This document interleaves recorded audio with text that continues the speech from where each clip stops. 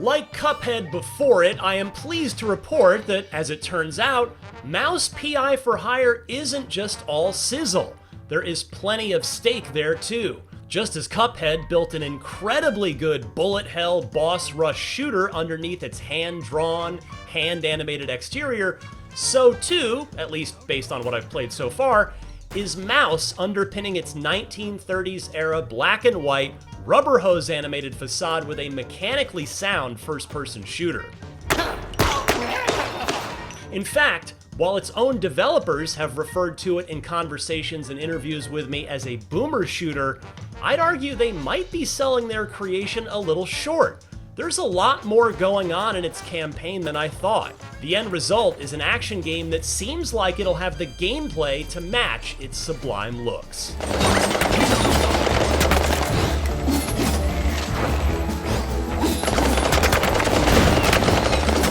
By now you've probably seen at least a bit of gameplay from Mouse, and thus you know, at its core, what it is. A first-person shooter with a deep commitment to looking and sounding like a Steamboat Willie era cartoon. I've already taken one test drive with Mouse last summer, and I was impressed with it then. I'm even more excited for it now after playing a chunk of a case, meaning a mission, from an advanced build ahead of its April 16th release date for PC, PS5, Xbox Series X and S, and Nintendo Switch and Switch 2. Mouse starts out in a rather unexciting way, if I'm being honest. The intro level acts as a tutorial introducing you to its uniquely animated but ultimately familiar weapons. A pistol, a shotgun, Tommy gun, called a James gun here, which is either a clever way to sidestep a potential Tommy gun trademark issue, or a nod to the Guardians of the Galaxy director and head of DC Studios, or both, and sticks of dynamite. It doesn't take too long before you get your hands on the turpentine gun. Let's dip. Which melts the skin off your animated enemies' bodies like the dip from Who Framed Roger Rabbit.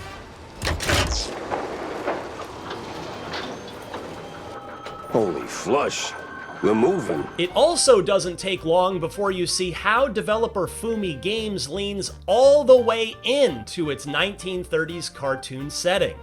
See, it's not just the look that screams hyper-violent Steamboat Willie, it's the sound. The ubiquitous and ultra-talented Troy Baker lends his voice to the player character, the titular PI for hire named Jack Pepper. Then hold on to your tights, Wanda, because that place was nuts. This isn't a role that Baker completely disappears into like Joel or Indiana Jones, but what he delivers as a stereotypical hard-boiled detective is perfect for the self-aware tone that Mouse proudly flaunts. No, but it's good. It's good. Great. Even, I'll use it like crazy. Right now, in fact. The sound design also follows the visual aesthetic, with a jazzy soundtrack that, again, fits like a glove. But I even love the little things about its audio, like the way Jack Pepper slurps and gives an over-the-top when popping the cork and guzzling down a bottle of health-replenishing tonic. Or the ding of the bell on the typewriter that you save your game at. Everything that hits your eardrums seems to perfectly fit what your eyes are seeing on the screen, and it added to how much fun I was having with the game.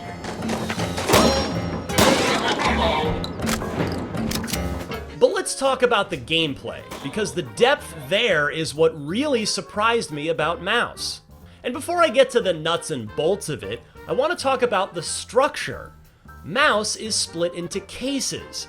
And no, that's not just a synonym for missions here. Instead, again, are you sensing a theme yet? Mouse leans all the way into its choices. Between levels, you'll return to a non-combat hub area, a seedy corner of Mouseburg that's home to Jack's office, where you'll piece together clues from your current case, plus the little and big bar where you'll talk to various people in Mouseburg, and down a dark alley, Tammy's Bearings, where you can upgrade your weapons, money for which is accumulated by scouring each level and collecting all the cash you can find. I had a blast setting my weapons down and just walking around the Mouseburg hub talking to people, and by people, of course, I mean fellow anthropomorphic mice. It added a lot of life and character to Mouse that I think make the entire experience more appealing if I picture what it would be like just going from one combat-focused mission to another with no break in between. It's not that it would have been bad necessarily, but I do like that these literal intermissions give you a chance to let your guard down and enjoy the world building that Fumi Games has done here. And there are even secrets to discover, which is a nice little bonus. I do have one minor complaint that did particularly annoy me though. Having to button through every single line of dialogue. It's all fully voiced, which is great, but my goodness did I get tired of clicking through every last one of them. I would love an option to get rid of that for the final game, please. I'm gonna punch him at some point. Getting back to the combat. The early mission I played was clearly not showing off every trick in Mouse's arsenal. Most of the fights were fairly simple against no more than 2 or 3 foes, but I nevertheless had a good time with them for a couple of reasons. First, the full-on cartooniness of this world. Remember how I said earlier, twice already I think, that Mouse leans into everything it's trying to do? That even applies to the kill animations. If you headshot an enemy mouse robot, their head will simply pop in over-the-top cartoon style with drops of oil spewing out of the pencil-thin neck stump. There's even lockpicking, in which you cleverly use your mouse tail to maneuver inside the lock and hit the pins and tumblers correctly. And second, it's the weapons. I simply love using them. I'd wager that there are more first-person shooters in history that have used a pistol, shotgun, and machine gun of some variety than ones that haven't, so I recognize that it's not exactly novel. But the weapons all have an appropriately over-the-top feel and sound to them. My favorite so far is the shotgun, which has a nice kick to it, and I'd be remiss not to mention the satisfying reload animation of the James gun.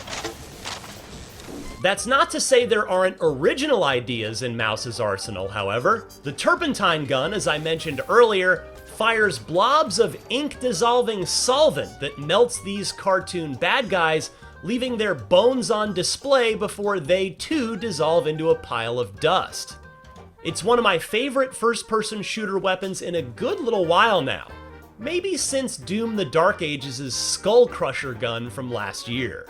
Also, not only do I really enjoy using Mouse's weapons, I get a kick of just watching them in action. The rubber hose animation makes your guns look like they're constantly wiggling, and the firing and reload animations are all equally satisfying. I can't wait to see what other squirmy firearms are waiting for me in the rest of this single-player only campaign. Now, what the absolute?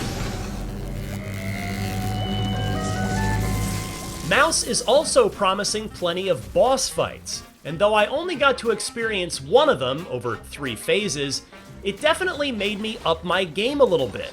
I wouldn't say I felt particularly threatened, I didn't die at all, but this was also an early mission on normal difficulty. Anyway, I faced off against a robo-mouse called the Whatchamacallit, whose identity will be properly revealed when you play the game for yourself. I had to jump to avoid bolts of electricity spinning around the floor and take cover behind glass panels that would pop up when she moved to another phase of her attack. The encounter definitely kept me on my toes, and I'm looking forward to seeing how the challenge ramps up in later boss fights.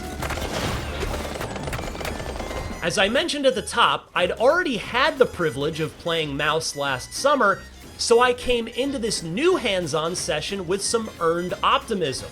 But when I was done with this newest preview build, I was left even more impressed than I'd expected to be.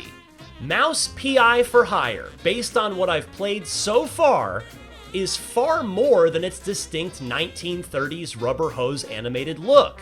It sure seems to have legitimate gameplay depth and mechanics to it as well, and it's moved up my list of anticipated games in a year that's already packed with some serious potential. Here's hoping that Mouse can sustain this over its entire campaign when it drops next month. More bang for your buck! For more on Mouse PI for Hire, don't miss our exclusive gameplay as well as our interview with the developers about the unique rubber hose animation art style. And for everything else in the world of video games, stick with IGN.